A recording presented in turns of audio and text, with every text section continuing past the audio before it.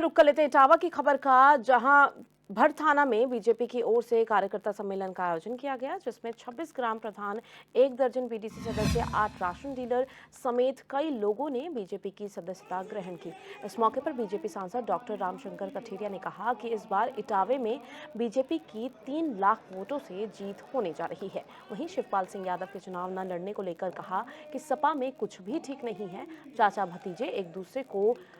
पटकनी देने में लगे हुए हैं।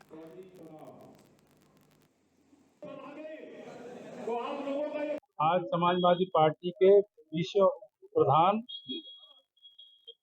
और विशेष रूप से जो यादव समाज के हमारे प्रधान है, उन्होंने भारतीय जनता पार्टी में ज्वाइन किया। दोनों की नीयत खराब है, चाचा की भी भतीजे की भी। दोनों जो है, दोनों चालाकी, एक दूसरे से चालाकी का खेल खेल रहे हैं। घर में ही राजनीति हो रही है,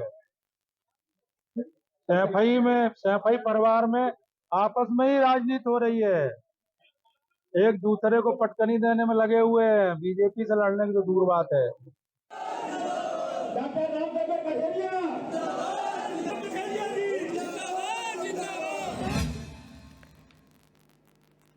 और खबर पर ज्यादा जानकारी के लिए राम कपूर हमारे साथ जुड़ चुके हैं। क्या कुछ अपडेट आपको जानकारी मिल रही है, जिस तरह से ये बातें अब निकल के सामने आ रही है कि सपा में कुछ भी ठीक नहीं है, जो चाचा भतीजे हैं वो एक दूसरे को पटकनी देने में लगे हुए हैं? जी देखिए, कहीं ना कहीं देखा जाए तो लोकसभा चुनाव के पूरी तरीके से एक बार कहीं ना कहीं हलचल गलियारों में पूरी तरीके से तेजी के साथ जो है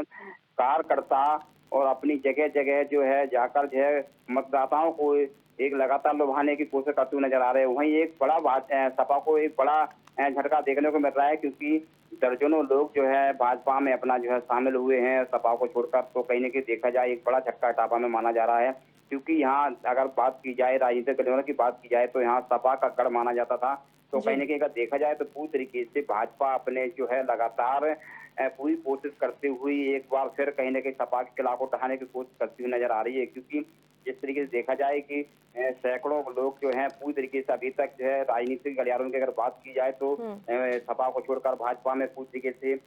अपना दामन थाम चुके हैं। अब देखना ये होगा कि जिस तरीके से भाजपा सांसद डॉक्टर रामशंकर कठेरिया के नेतृत्व में ही आज ही जो पूरी तरीके से दर्जनों लोग जो है सपा छोड़कर भाजपा में शामिल हुए, तो उनका और कहने के देखा जाए लोकसभा के अभी फिलहाल सांसद भी थे, और उनको जो फिर एक बार कहीं ना कहीं भाजपा के द्वारा एक बार लगातार मुखिया के द्वारा उनको एक फिर भरोसा जताया, तो फिर एक बार फिर उनको चुनाव मैदान में है। अब देखना ये होगा कि आखिर इस तरीके से जो गलियारों में यहाँ हलचल तेज है तो कहाँ तक पूरी तरीके से सपा और भाजपा में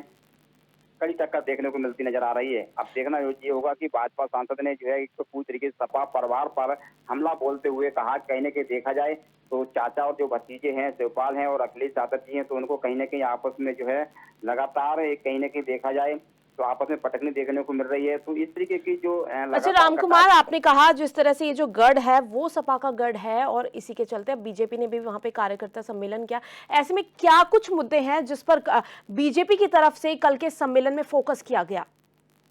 देखिए, सम्मेलन में ये फोकस किया गया, कहीं ना कहीं देखा जाए तो लगातार भाजपा पूरी कोशिश करती हुई नजर आ रही है कि किसी तरीके से सपा का जो गढ़ है उसको किला को ढहाया जाए, और पूरी तरीके से सपा के जो कार्यकर्ता हैं और सपा के जो पूर्व वरिष्ठ नेता हैं उनको जो है अपनी भाजपा में ले आया जाए, और जो है कहीं न कहीं सपा को यहाँ पटकनी दी जाए। तो लगातार इस तरीके की जो चर्चाएं चल रही हैं, पूरी तरीके से भाजपा जो है लगातार प्रयास करती नजर आ रही है किसी तरीके से सपा की यहाँ की सीट जो है नकलने न पाए, जो सपा भाजपा के खाते में आए। तो इसलिए लगातार पूरी तरीके से प्रयास करते हुए नजर आ रहे हैं, लोगों को लुभाया जा रहा है, लोगों को जो है पूरी तरीके से कहीं ना कहीं देखा जाए तो लगातार भाजपा जो है कहीं ना कहीं कोई कसर छोड़ती हुई नजर नहीं आ रही है, क्योंकि ये एक अहम सीट मानी जाती है इटावा की, और पूरी कोशिश यही रहेगी भाजपा की कहीं ना कहीं सपा को जो है यहाँ पटकने दी जाए और सपा के गढ़ में एक बार फिर कहीं ना कहीं जो है भाजपा का बिगुल बजता नजर आए। अब देखने ये होगा कि सपा के समाजवादी पार्टी की भी पूरी तरीके से ये कोशिश है यहाँ की, क्योंकि ये उनका मुख्य गढ़ माना जाता है, पूरा जनपद भी उनका है, तो लगातार यहाँ उनकी भी एक बहुत बड़ा एक जो दाव पर लगी हुई है, क्योंकि यहाँ अगर बात की जाए तो ये पूरी तरीके से सपा भी पूरी कोशिश करने में लगी है। क्योंकि जी राम कुमार जी शुक्रिया तमाम जानकारी साझा करने के लिए। तो देखने वाली बात होगी कि आखिर इस इटावा गढ़ से कौन सी पार्टी जो है वो जीतती है, क्योंकि सपा का ये गढ़ माना गया है। ऐसे में बीजेपी के सामने क्या कुछ चुनौती यहाँ पर रहेगी जीतने के लिए?